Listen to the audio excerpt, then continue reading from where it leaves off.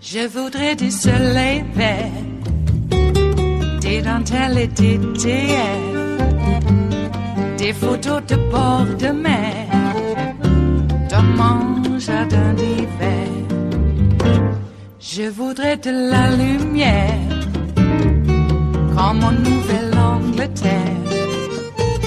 Je veux changer d'atmosphère, dans mon jardin d'hiver. Ma fleur, sous la pluie de novembre, tes mains qui courent, je n'en peux plus de t'attendre. Les années passent, qu'il est loin, là je tombe. Nul ne peut nous entendre. Je voudrais du Fred Astaire, revoir un latte. The only caution I would say to my friends across the aisle is do not be so quick to start talking about hearings and subpoenas and tax returns, because to do that you are playing exactly into Donald Trump's hands. You are on page 1 of his playbook, which begins probably with a tweet in 3 hours. And, Mr. Chairman, the voters tonight are saying pre-existing conditions. They're not saying get his tax returns. That's right. That's exactly right. And I think that's, again, you talk about what Republicans have to learn, what Democrats have to learn is understand why you won. Understand what brought you to this moment. Isn't there a deal there? I think so. Yeah, absolutely. You know who the perfect person to talk to at this exact moment in the conversation would would be? Who would that be, Rachel? If we could get Congressman Adam Schiff, who is the incoming chairman of the Intelligence Committee, what are the odds? Hi, Congressman Adam Schiff of California. When we speak about him, sometimes he appears. Congressman, we're really, really happy to have you with us tonight. According to NBC News projections, you are on deck to be the chairman of the House Intelligence Committee as your party appears poised to take control of the House. What's your reaction to that news and to that big new responsibility that you've just been given?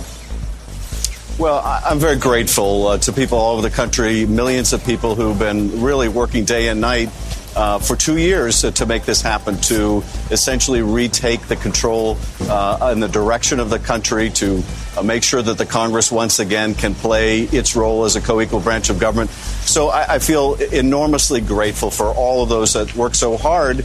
And this is a big responsibility. Look, it's a big vote of confidence by the American people. And we're going to set a positive agenda going forward on just the issues that you were talking about.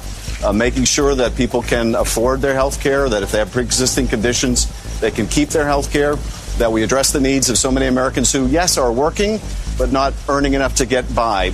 But we also intend to make sure that the oversight role that the Republicans so completely abdicated, we once again, the Congress once again undertakes and does so responsibly.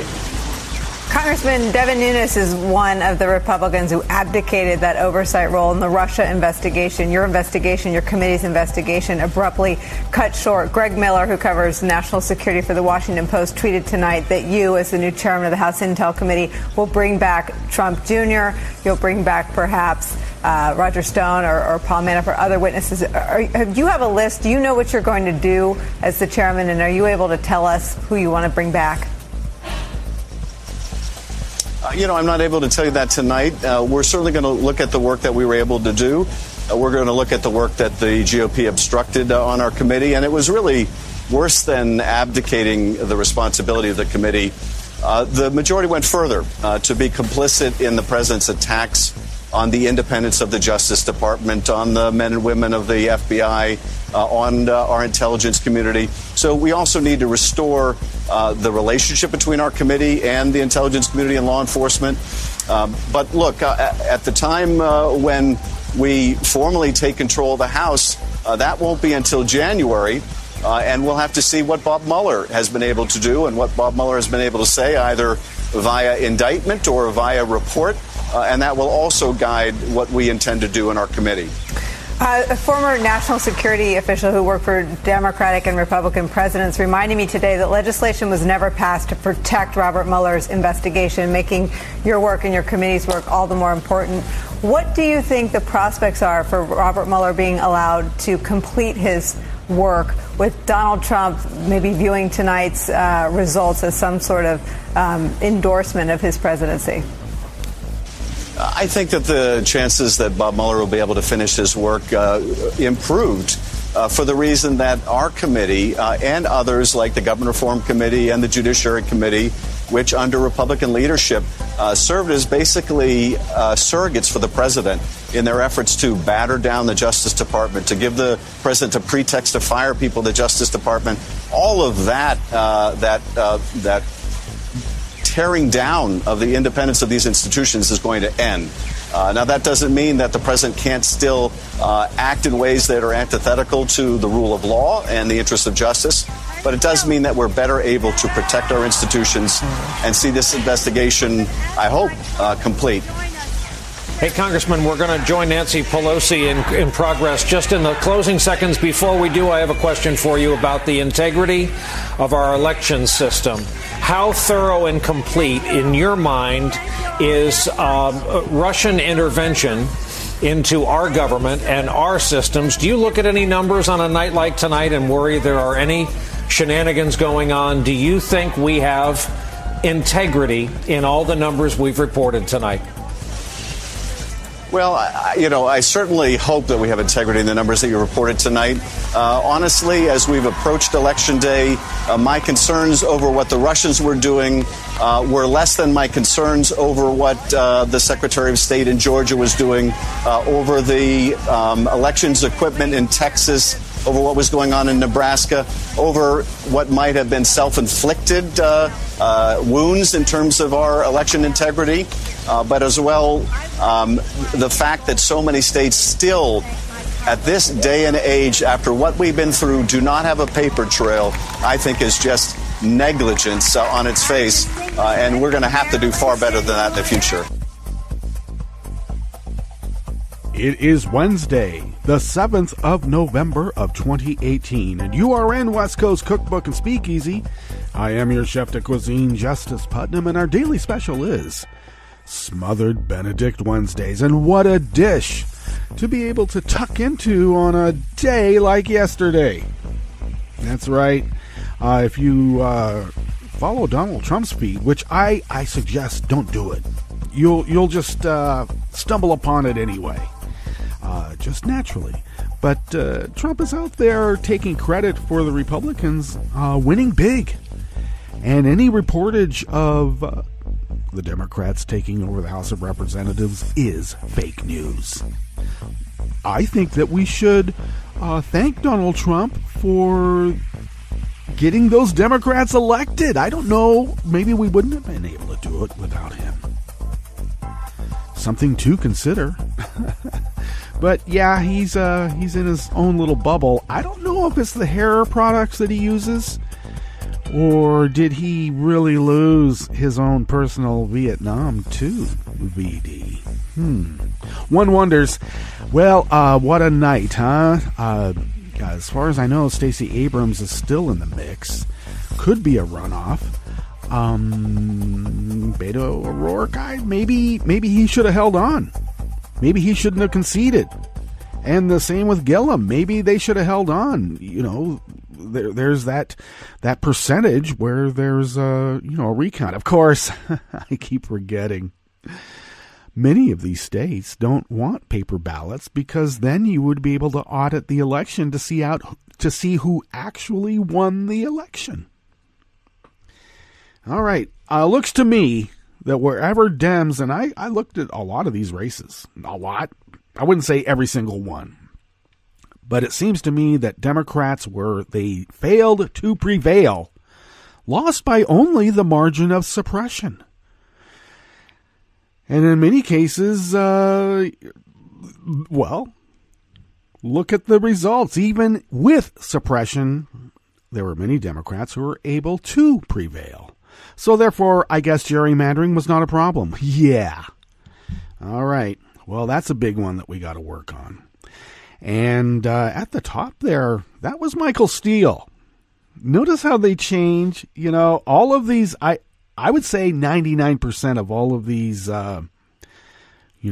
Republicans who say that they're joining the Democratic Party now because of Trump become pretty big defenders of Trump.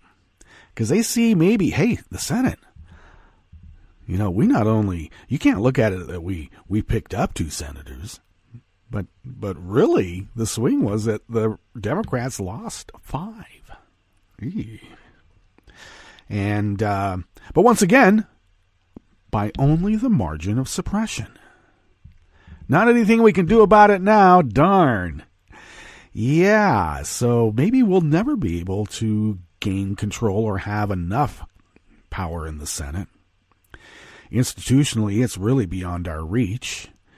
When the city of San Francisco has more people than the whole state of Wyoming, and Wyoming has as much, and when you think about it, more power than the whole state of California with their 2 senators, and then all we have is our 2.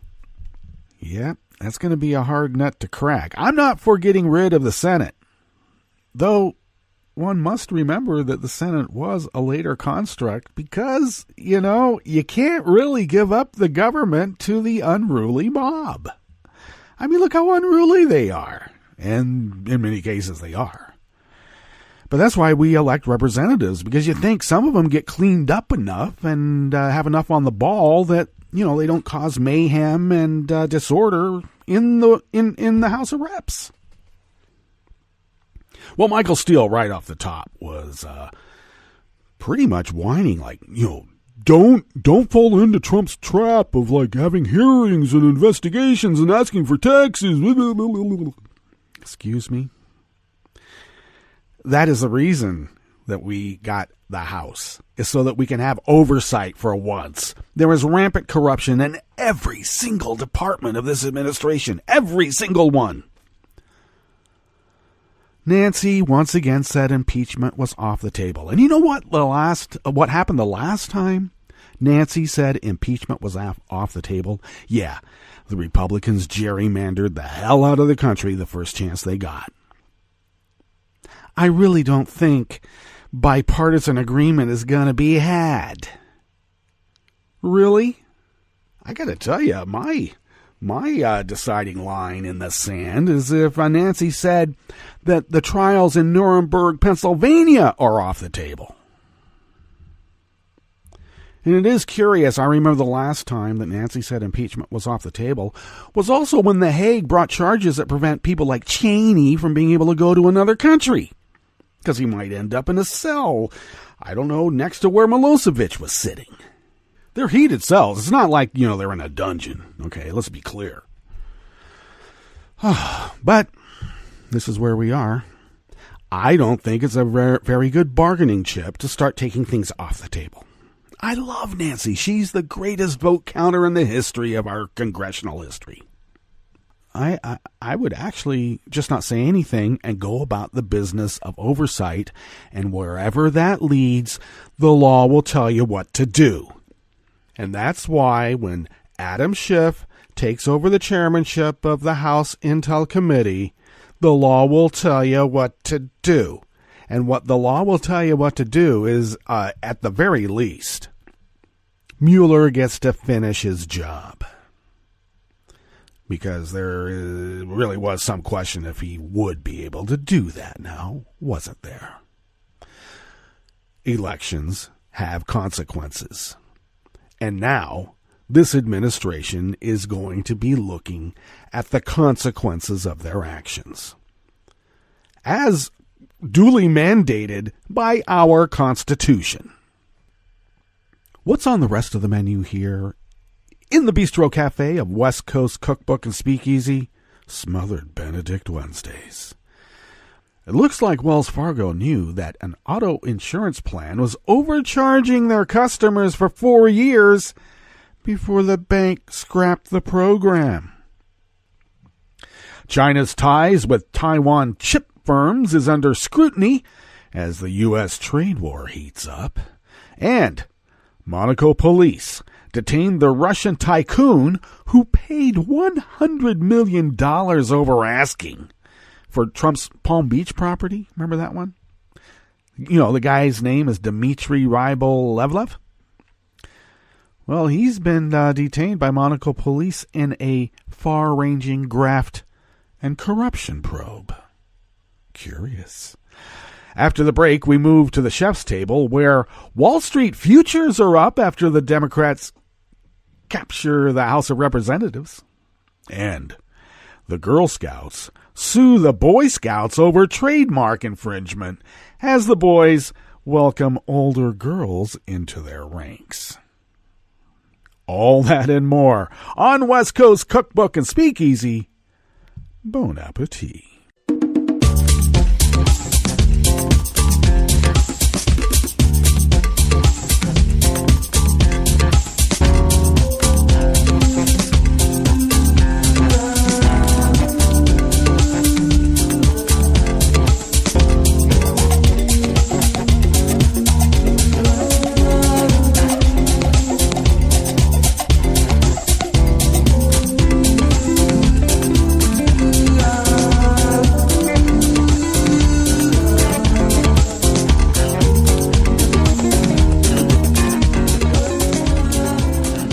The bottom of our homepage at netrootsradio.com, you will notice the chat room link there on the rightish of the page, monitored by Kelly Lincoln, who has a couple of shows on Saturdays that you should check out. The first one being At the Table with Kelly Lincoln, beginning at 3 p.m. on the West Coast. That is 6 p.m. on the East Coast. And later on, she teams up with Ricky May, and they command the Round Table Around House Power Hour, beginning at 9 p.m. West Coast, midnight on the East Coast. Take a gander then to the leftish of our homepage at netrootsradio.com, and you will notice the Contribute button. If you could please become a Patreon of Netroots Radio, a recurring donation, really just even the cost of one coffee, even at the donut shop, a month. The cost of the price of a cup of coffee once a month goes a long way here at Netroots Radio, and we really are unable to do this without you. And I have to tell you, I'm making a big entreaty. We do need your help.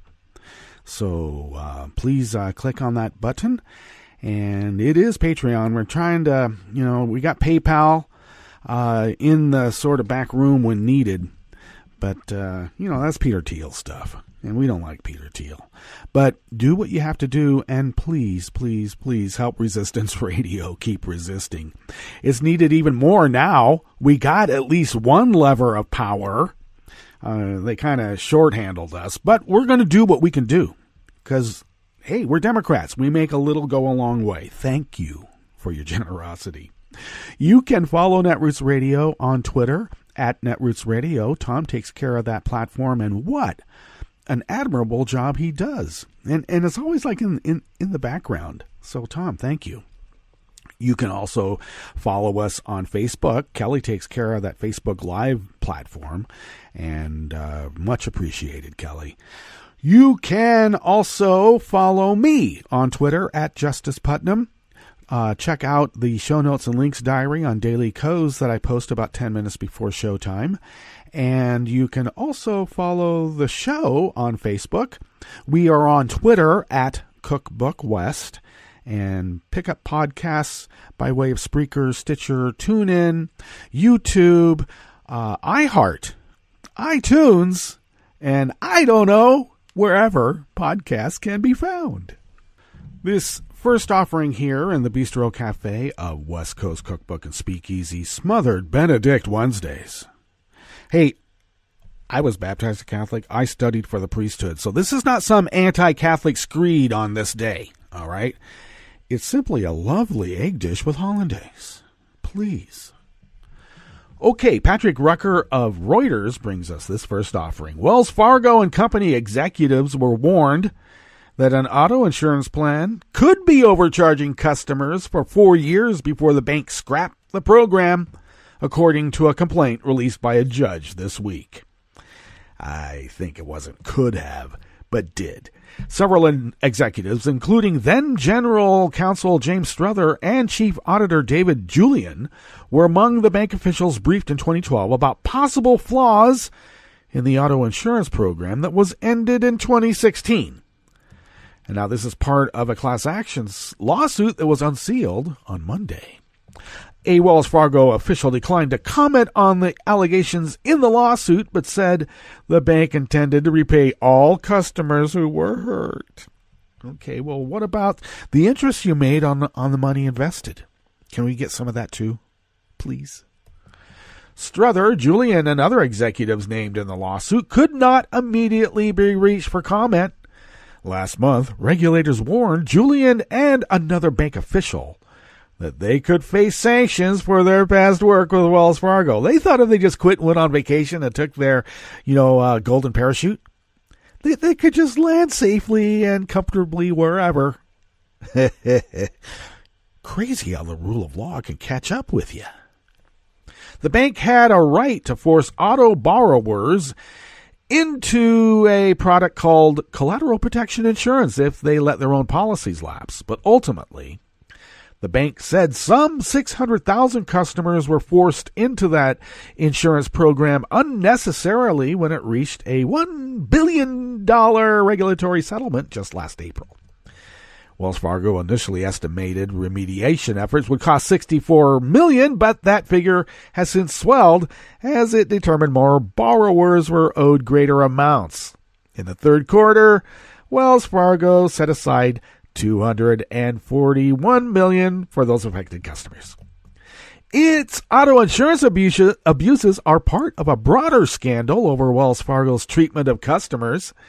The bank revealed over 2 years ago that it opened millions of phony accounts in customers' names without their permission to hit sales targets because, hey, who wants to stick around, when it's icy when you can get to Hawaii? The San Francisco-based lender has since found sales abuses in businesses ranging from mortgage loans to wealth management. You would think that being a banker means that you're almost like a criminal. Do they teach that in business school?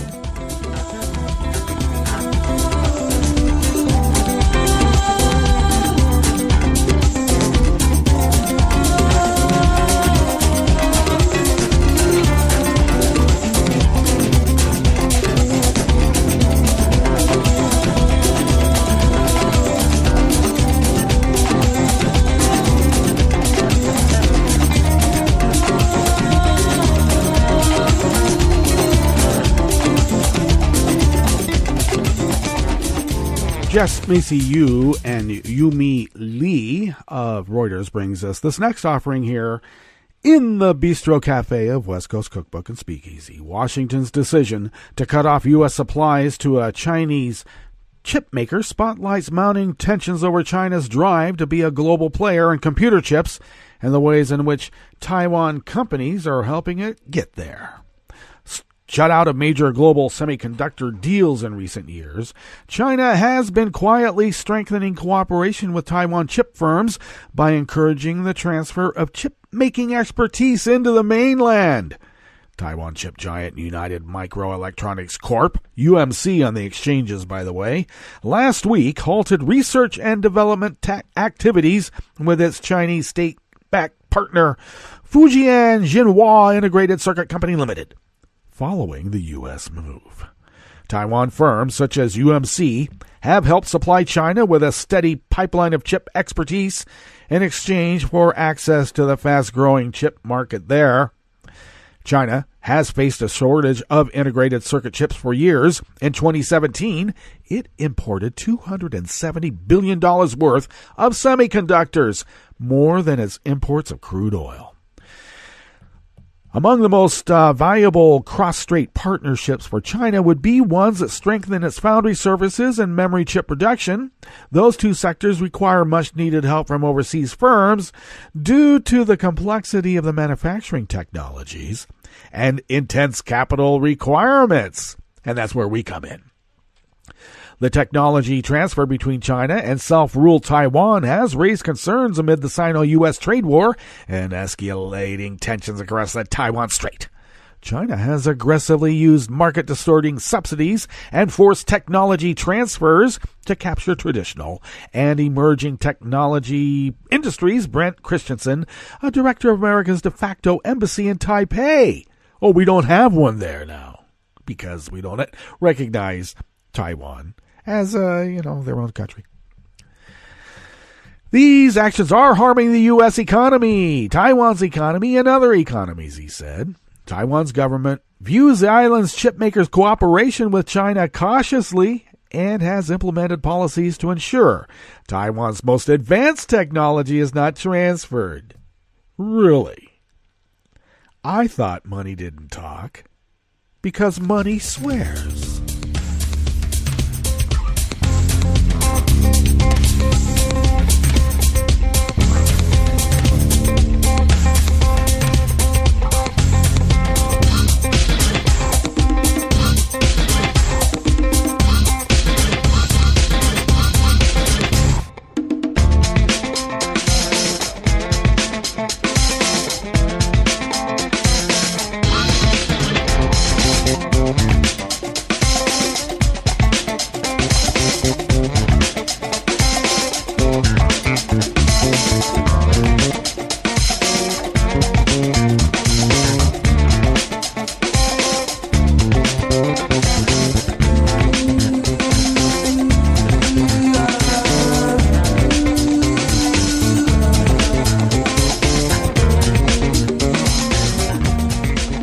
Anonymous worker bees at Reuters brings us this final offering here at the Bistro Cafe of West Coast Cookbook and Speakeasy. Smothered Benedict Wednesdays. Dateline, Nice, France. Police in Monaco on Tuesday detained Russian tycoon Dimitri Rybolovlev, who owns soccer club AS Monaco, for questioning as part of an investigation into corruption and influence peddling, newspaper Le Monde reported. Le Monde also said police had raided Rybolovlev's luxury residence in La Belle Epoque in Monaco. A Monaco judge has for over a year been investigating whether Rybolovlev sought to influence Monaco law enforcement officials in his long-running dispute with Swiss art dealer Yves Bouvier. The Russian alleges Bouvier swindled him out of $1 billion by overcharging him on 38 pieces of art he purchased over a 10-year period, and is suing his former art advisor in Monaco, Singapore, and Switzerland. Bouvier has denied all wrongdoing. The Monaco prosecutor confirmed to Reuters an operation linked to the investigation, but declined to say if Rybolovlev was being questioned by police.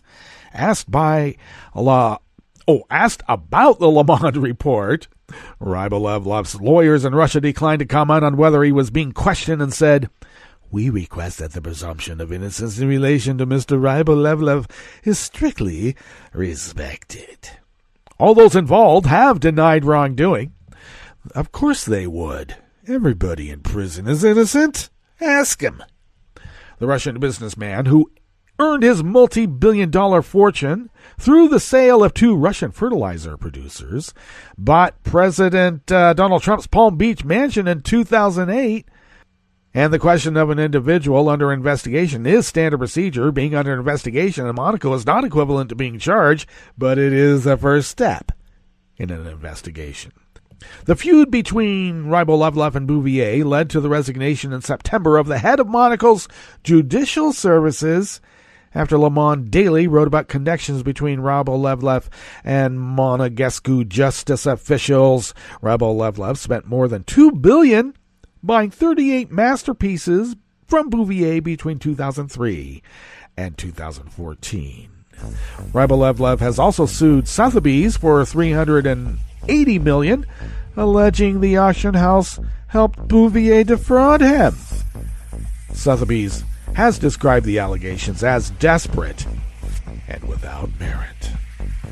Sounds to me that Rybolovlev hasn't been kicking enough up to Vlad, and he's a little tight on funds right now, maybe. All right, let's get to our break, and when we come back, we are going to go through weather from around the world and finish up with the stories that we have curated for you today. You are listening to West Coast Cookbook and Speakeasy, and we will be right back. You are listening to netrootsradio.com. Please hang up and try again.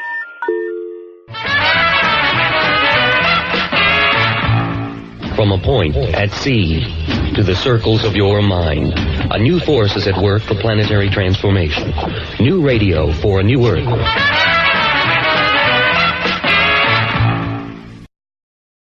This is Take Two Movie Review. I'm Mike Friend. This week, what's in an acronym? In the city where our reviews are recorded, Charlottesville, Virginia, Angie Thomas's young adult novel, The Hate U Give, is required reading at the high school. Now we have the movie version, which the trailer tells us is a chronicling of yet another white cop, unarmed black teenager encounter. And while it is that, it's way more. The incident, in fact, doesn't occur until about a quarter of the way through. Before that, it's a film about black identity, black life and family, and the way that's intertwined. Though the film opens with the talk that African-American parents sadly have to have with their kids about the police, which is inherently serious, it then almost takes on the demeanor of a romantic comedy before what we know is coming occurs. The story is told from the perspective of 16-year-old Star, played by Amanda Stenberg from The Hunger Games and Everything, and who commands the film. She lives in what she calls the hood, but thanks to her parents, is attending an exclusive, mostly white private school miles away.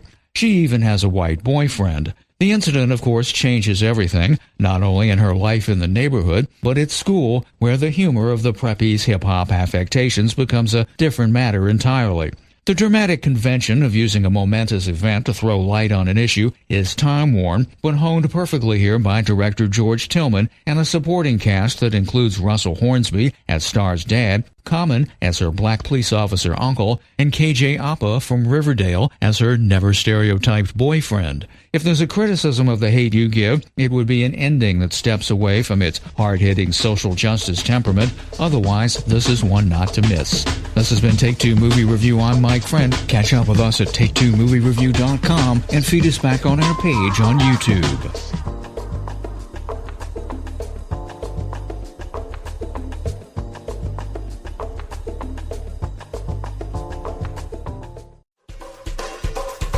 This is Scientific American's 60-Second Science. I'm Christopher Intagliata. If you're a giant panda, this sound means romance. I wouldn't call it a romantic serenade. Megan Owen is a conservation biologist at the San Diego Zoo's Institute for Conservation Research. There's nothing soft or demure about it. And yet that sound, called a bleat, that's B-L-E-A-T, just like a goat, signals that a panda couple has hit it off, and copulation is nigh. Owen and her colleagues analyzed more than 2,500 panda sounds recorded during breeding introductions, and they analyzed the audio's acoustic qualities. Their study in the journal Royal Society Open Science is a sort of how-to guide for panda breeders, cataloging the various vocal characteristics of a blind date. You've got an uninterested roar, or a bark, a more ambiguous chirp, or an amorous bleat. Decoding the sounds could be important not just for boosting panda numbers, Owen says, but for avoiding very bad dates. These are bears, and they have sharp teeth and claws, and they can do a lot of damage to one another if they don't want to be around each other.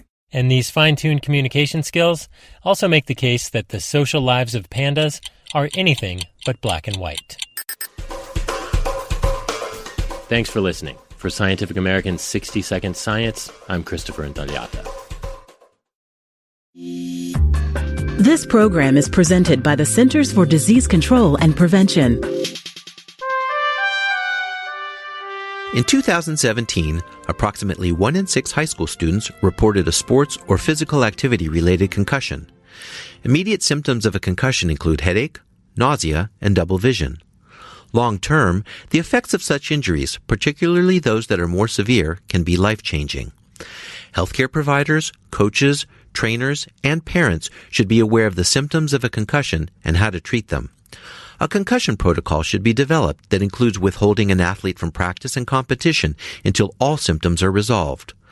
While concussions cannot always be prevented, they can be treated in a way that decreases the chances of long-term health problems. Thank you for joining us on A Minute of Health with CDC. For the most accurate health information, visit cdc.gov or call 1-800-CDC-INFO. Once again, we enter the long season of winter darkness. And this year, we're beset by back-to-back waves of spooks. First came the little costume goblins on Halloween, seeking sweet treats from us. Cute. But then, only 6 days later, here come the real horrors of the season. Office-seeking politicians of the extreme right demanding votes on Election Day. Not cute, because they promise an agenda that's more Trumpian than Trump, ranging from harsher treatment of the poor to enthroning the rich over America's workaday people. In the latter category is a truly dreadful GOP scheme to decimate the middle class. Of course, they can't come right out and say that, so they speak in tongues about it. Here's the hoary senatorial scamp Mitch McConnell, babbling that Republicans will, quote, address the real drivers of debt by adjusting those programs to the demographics of America in the future. That means nothing to normal voters, but it's music to the ears of the Koch brothers and all other corporate supremacists funding the GOP, for it signals that their party will go all out next year to undermine and effectively kill the people's Social Security, Medicare, and Medicaid programs. Just a year ago, McConnell, Trump, and company rammed into law a $1 trillion tax giveaway for corporate elites, saying they didn't care that it would wildly inflate the deficit. Now, though, they say all of that red ink is suddenly of grave concern to them. So to stem the flow caused by their boondoggle for the rich, Republicans intend to cut off the Social Security and health care payments that middle-class and poor families rely on. This is Jim Hightower saying, this is not just diabolical, it's deliberately evil, and all politicians who support it should be condemned to the most hellish fate imaginable. Need an antidote to the progressive blues? Want some good news about how grassroots folks are rebelling against the corporate powers and winning? Well, here's an easy-to-swallow pill for you, the Hightower Lowdown. Hightower's monthly newsletter will give you the lowdown, even as it lifts you up. It's 4 pages a month, jam-packed with facts you can use, actions you can take, and Jim's own Texas humor, all for only $15 a year. To become a lowdowner, go to hightowerlowdown.org.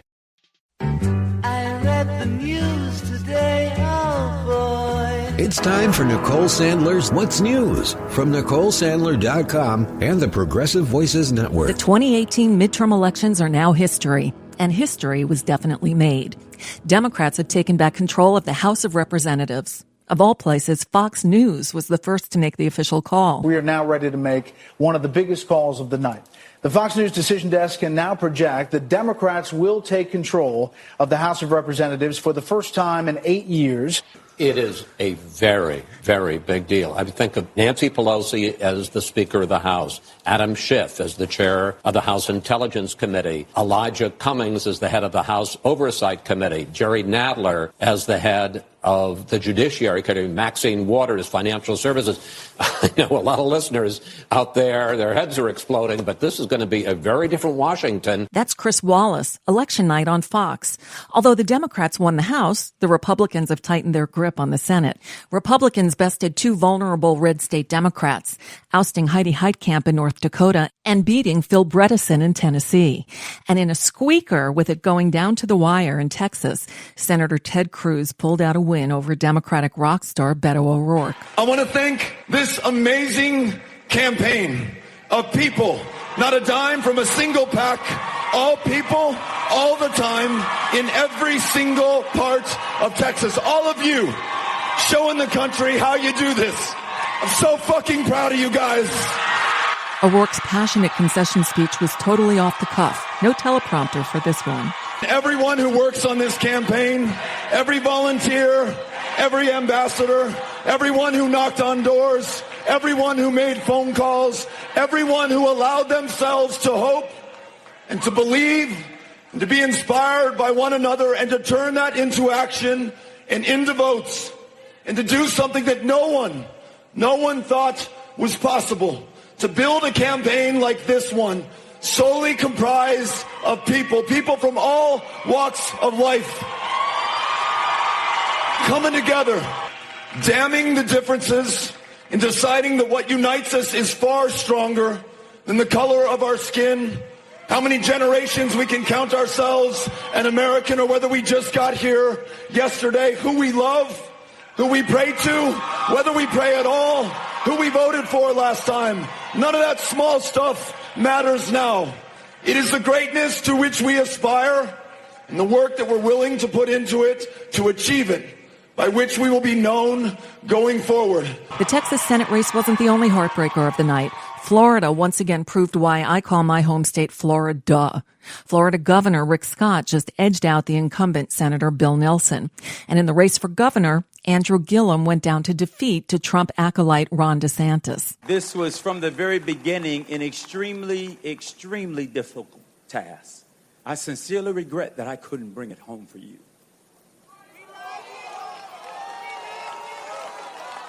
But I can guarantee you this. I'm not going anywhere.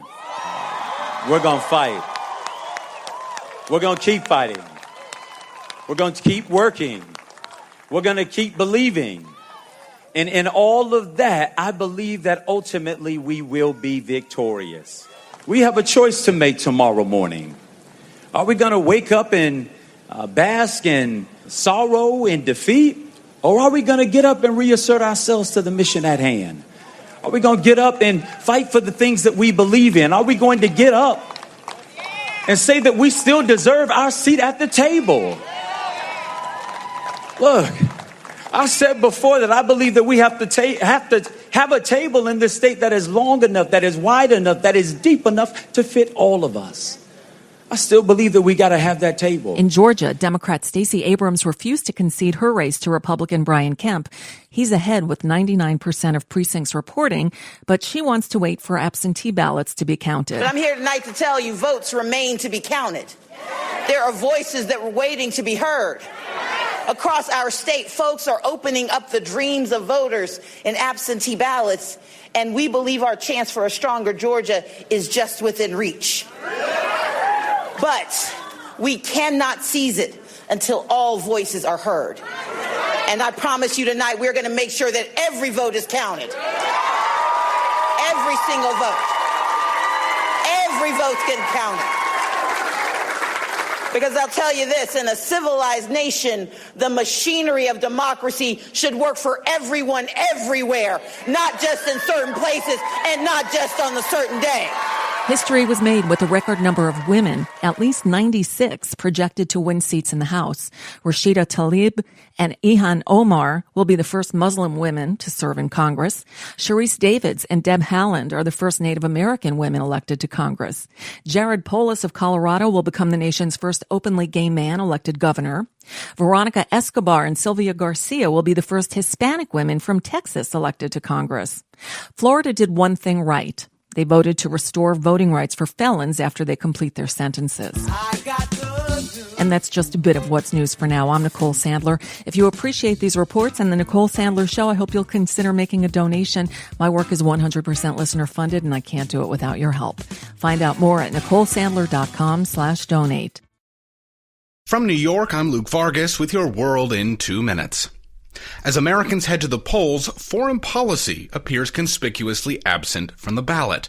On its surface, the 2018 election isn't a referendum on overseas nation building, trade deals, or the war on terror. But in another light, global issues have infiltrated the election discourse, repurposed by President Trump as domestic issues.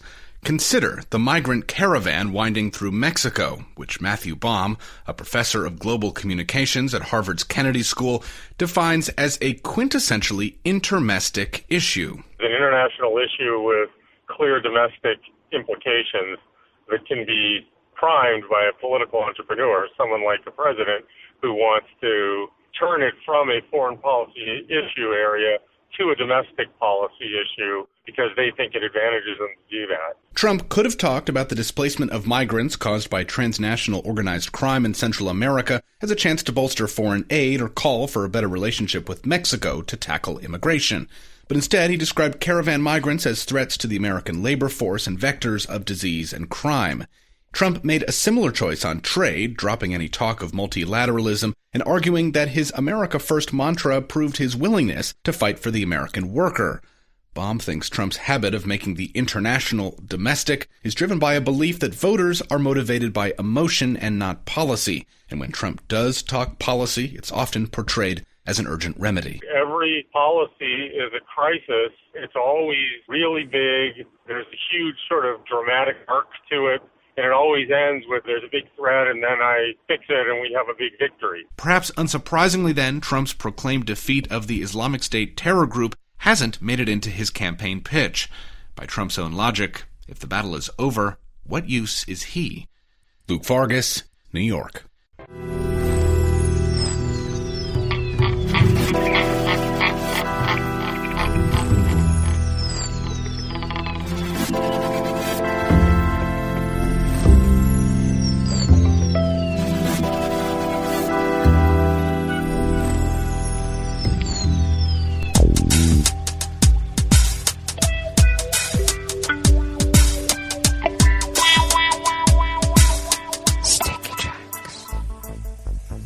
Thank you for accompanying us here to the Chef's Table at West Coast Cookbook and Speakeasy Smothered Benedict Wednesdays. We always begin weather from around the world along the banks of the Rogue River in the Rogue River Valley of Southern Oregon on the west coast of the continental United States of America, where the temperature is currently hovering around 34 degrees Fahrenheit. Oh my God. Oh, before I finish the rest of the weather, since we're in the Rogue River Valley of Southern Oregon on the west coast of the continental United States of America, my congressional candidate from the Democratic side, McLeod Skinner, running against the onerous Greg Walden, the Repug, in one of the few Republican national representatives from Oregon, and Walden won. Darn. But he commands a large swath of the upper desert area just east of the Cascades. Very rural, lightly populated, but those numbers add up, at least in this congressional district. Look at that one, the 2nd congressional district in Oregon, and look at that. Okay, just saying. Okay, back to the weather here. It looks like we'll have nearly the same temperature as yesterday. We were around 56, 57 degrees, so maybe we'll get that. We're going to be having chilly nights. Here at positively 3rd and Marie, we'll be in the mid-30s, though some of the outlying areas will be in the upper 20s. So we're moving on towards winter. Okay, well, let me at least have Thanksgiving tucked away, please. Okay, so partly cloudy conditions. Winds are light and variable out of the east-southeast and will remain so for the next few days. And we should be partly cloudy and overnight lows, as I said, in the mid to low 30s, it says here. And high tomorrow of around 60. Ragweed pollen is the dominant pollen causing people problems, and that is rated low. Air quality index is now down to 35 parts per million, which is good. And the daytime UV index is low at 2. Barometric pressure is holding steady at 30.29 inches. Visibility is up to 9 miles. And relative humidity is 89%.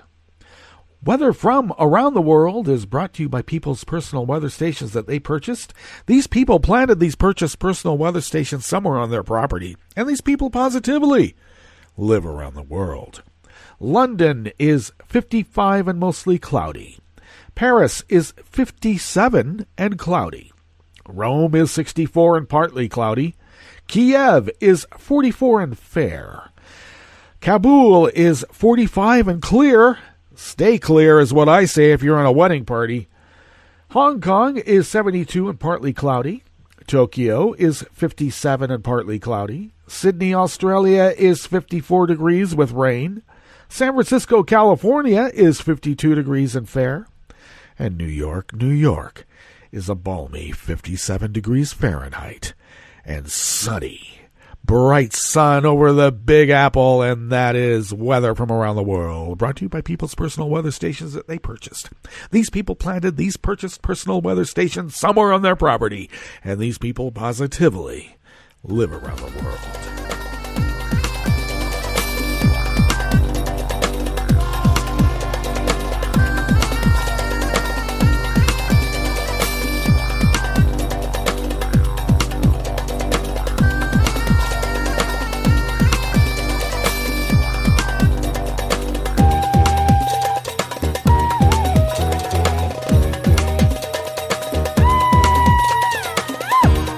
Shruti Shankar of Reuters brings us this first offering here at the chef's table at West Coast Cookbook and Speakeasy.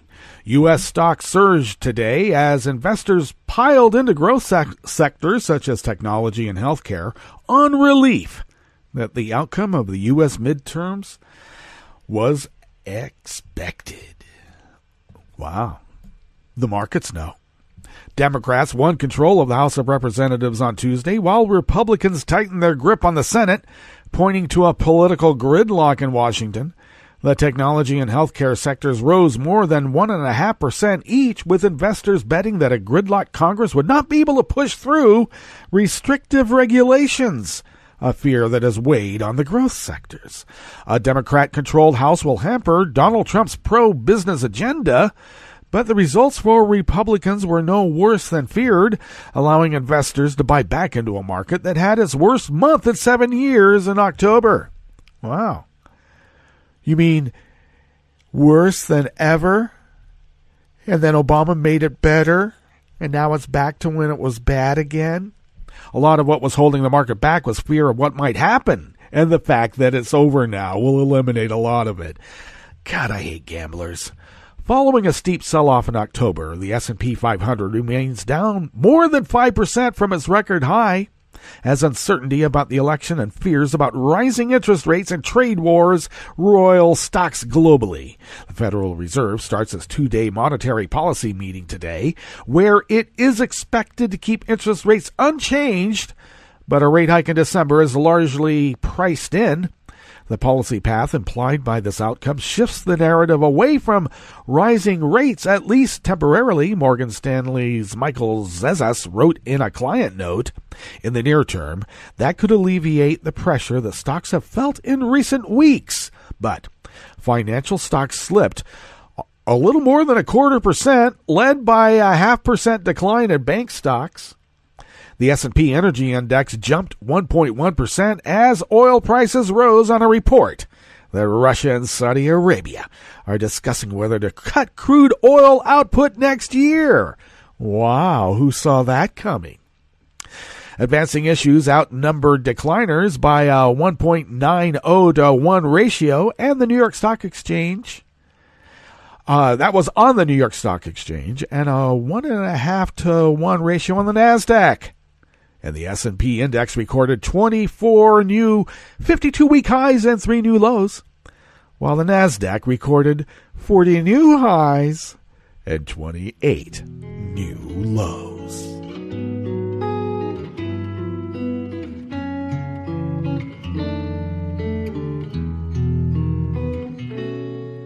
Je te donne, c'est mon amour pour la vie entière.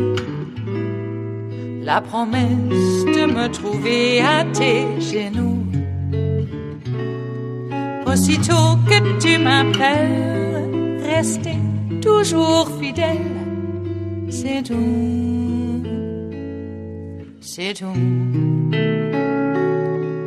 Je te donne tous mes printemps, mes étés de mer, mes automnes quand les feuilles tombent partout.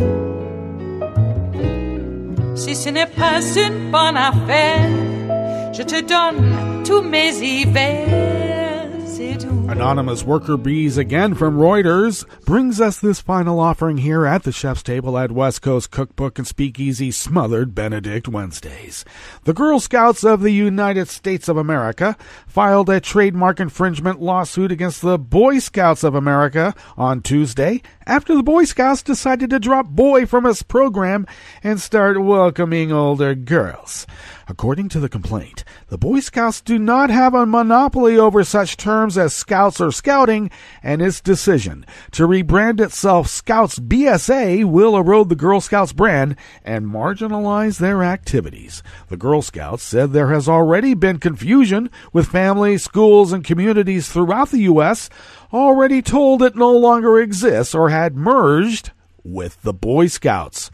Only Girl Scouts USA has the right to use the Girl Scouts and Scouts trademark with leadership development services for girls, according to the complaint filed in federal court in Manhattan.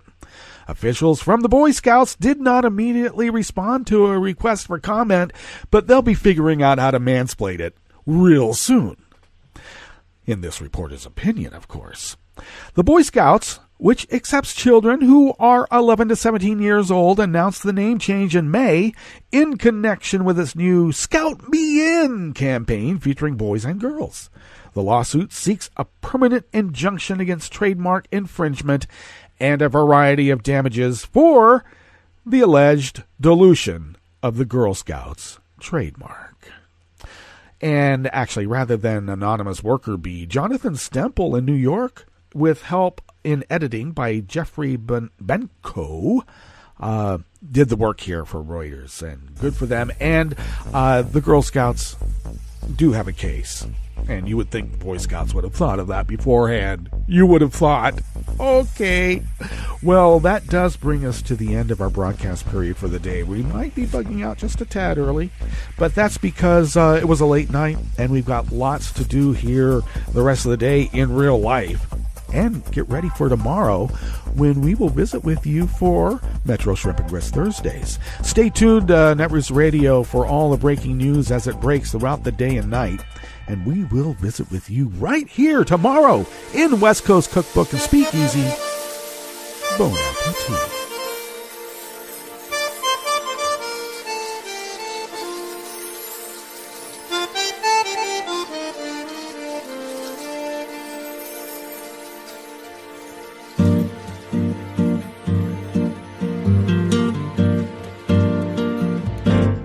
Je voudrais du soleil vert, des dentelles et des théâtres, des photos de bord de mer, dans mon jardin d'hiver. Je voudrais de la lumière, comme en Nouvelle-Angleterre. Je veux changer d'atmosphère, dans mon jardin d'hiver. À fleurs sous la pluie de novembre, tes mains qui courent, je n'en peux plus de t'attendre. Les années passent, il est loin, là je tombe. Nul ne peut nous entendre. Je voudrais du Fred Astaire, revoir un latte Goël. Je voudrais toujours te plaire dans mon jardin d'hiver. Je veux déjeuner par terre, comme au long de golfe clair.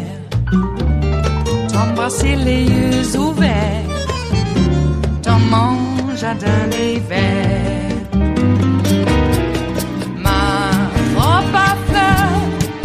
Sous la pluie de novembre, tes mains qui courent, je n'en peux plus de t'attendre.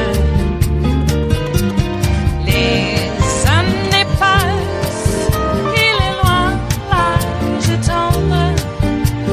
Nul ne peut nous entendre.